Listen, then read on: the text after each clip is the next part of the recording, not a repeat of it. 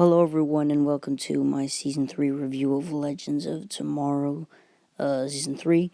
All in all, I thought this was a really good season, and I'll get into it now.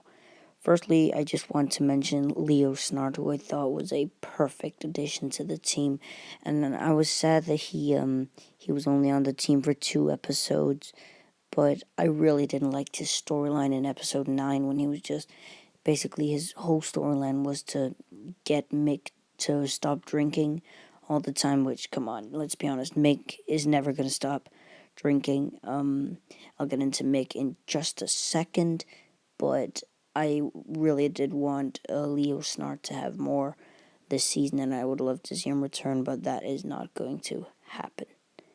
Ray Palmer really needs a new suit.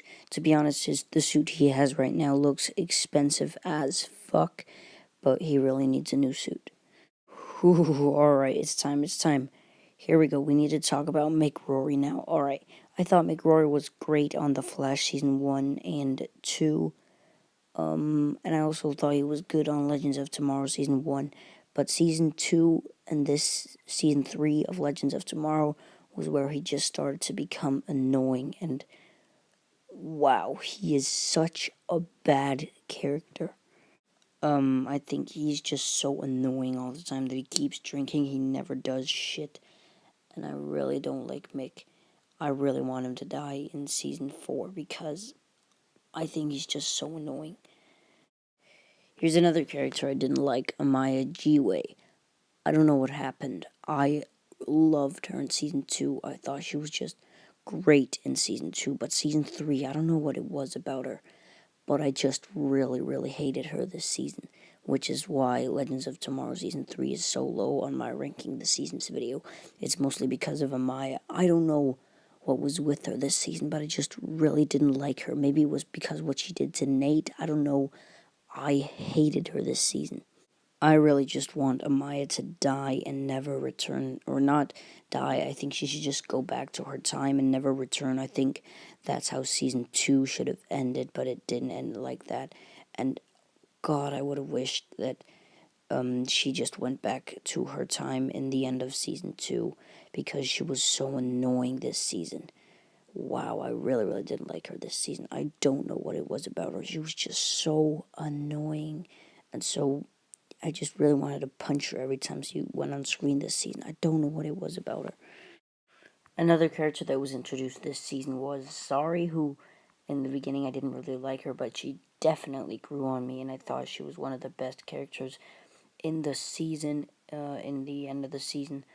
And I think it was really cool how they gave her the wind totem instead. In the comics, she just has wind powers, but I think it was really cool how they gave her the wind totem in the show.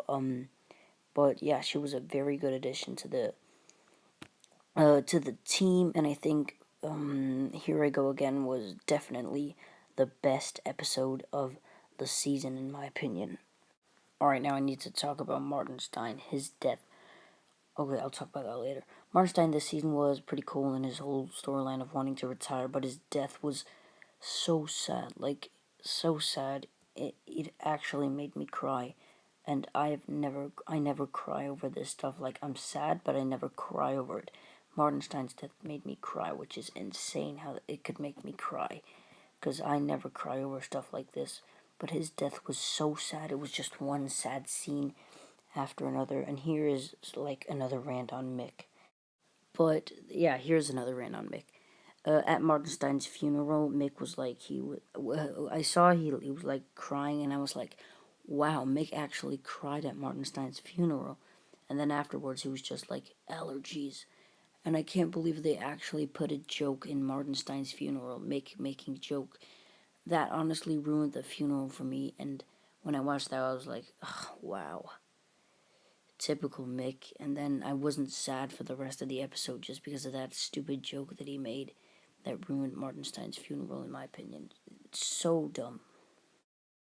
I think Jax this season was a really good character, and I think how the way his story came full circle with the whole thing where he had his wife and a family, and I think that was great. A great ending to Jax's story. Another addition to the team was Wally West, who was a great addition to the team. Initially, I kind of thought, what? Wally West on the Legends of Tomorrow? No, no, no, no, no, I don't want that. But Wally proved me wrong, and he was a great addition to the Legends. Something that I did not expect them to do was give Damien Dark a redemption arc, and it was really, really cool seeing Damien Dark's story come full circle as well. I think he was a great character this season. He was probably the best character he's ever been in this season. Great character, and the way he sacrificed himself for Nora to becoming Mullis basically was great. And that scene where he was like pretending to torture Nate was really, really funny. Then there is Nora Dark, who I think was also a great addition. She was obviously introduced in Arrow season 4, but reintroduced this season as an adult. And I think the whole way her story tied into Mullis and how Damien Dark was just wanted his daughter back was just a great, great thing. Great storyline. I really think Nora Dark was amazing this season, and I really want to see her have a redemption arc in season 4. Ava Sharp, I didn't really care about her this season. I think she was an okay love interest for Sarah, and I honestly think Sarah just needs to get a love interest and just stay with her. And I think Ava Sharp is a good one to do that, is a good one to have as a full love interest for Sarah. And I think her whole storyline with her being a clone was great. Gary, man, he was funny as hell. I honestly think Gary should replace Mick on the Legends as the comic relief character, since he's just so much more funny than Mick. And I think Mick really does need a redemption arc, or an arc to make it better, because Mick is a really one-dimensional character. But I think that Gary is the perfect one to replace Mick, and I think he should be on the Legends team. And then there is Constantine, who I thought was the perfect guy to join the Legends. He was probably, by the end of season 2, he was the character that I wanted to join the Legends the most. He was a great character, the best he's ever been in this season. Then there is a character that I think was really wasted this season. Rip Hunter. I think they wasted Rip Hunter's character this season. Rip, to be fair, was kind of actually annoying this season. He was the best character, best character of the whole season in season 1, but this season kind of ruined him for me, and his death was really unnecessary. He didn't have to die. He didn't have to die at all. Alright, now it's time to talk about the main villain, Mullis. He was, as far as main villains go in the Arrowverse, he was one of the best. And again, Damien Dark's sacrifice when he became Mullis was just great. And the final fight with Bebo versus Mullis was absolutely fantastic. And I like how Mullis was just this unstoppable evil demon. And also the CGI for him looks absolutely great. And so does the CGI for Bebo. The final CGI fight between Bebo and Mullis was just pure perfection. I really loved Mullis as a villain. As main villains go, he's like one of the best in the Arrowverse. And then I think also that Constantine should replace Rip and basically be like Rip's character. And I think Constantine should actually become the leader of the Legends instead of Sarah, as I think he would fit better, but that's probably not going to happen.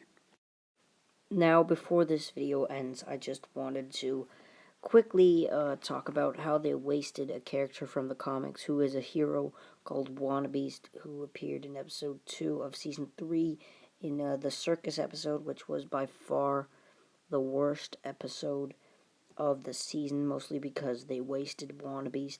And I know he isn't that big of a hero, but I really liked him in the Justice League TV shows. I thought he was a great character.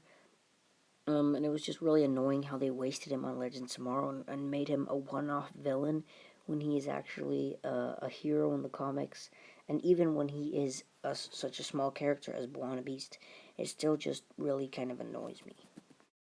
It's kind of like how they wasted Atom Smasher in The Flash Season 2, Episode 1, which was also very idiotic to do.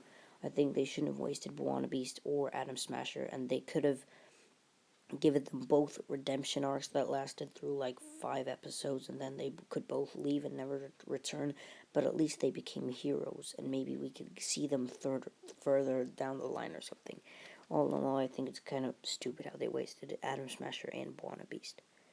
And yet another character they just made a one-off villain this season, Red Tornado. I guess he wasn't really a villain because he was trying to stop the Nazis, but never mind. I mean, this season wasted like 2 heroes. That's kind of stupid. Buona Beast and Red Tornado. He was just destroyed. Like, the Arrowverse has not had a good track record with Red Tornadoes.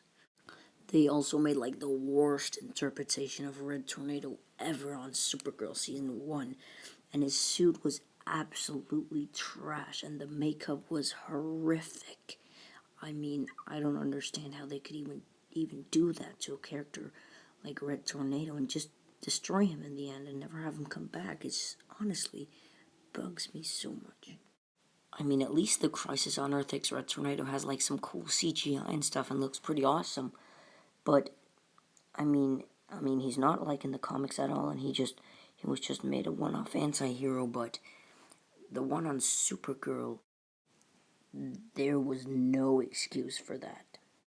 And that's my review for Legends of Tomorrow Season 3. What did you think? Did you like this season or did you not? Please leave it in the comments below, and thanks for watching.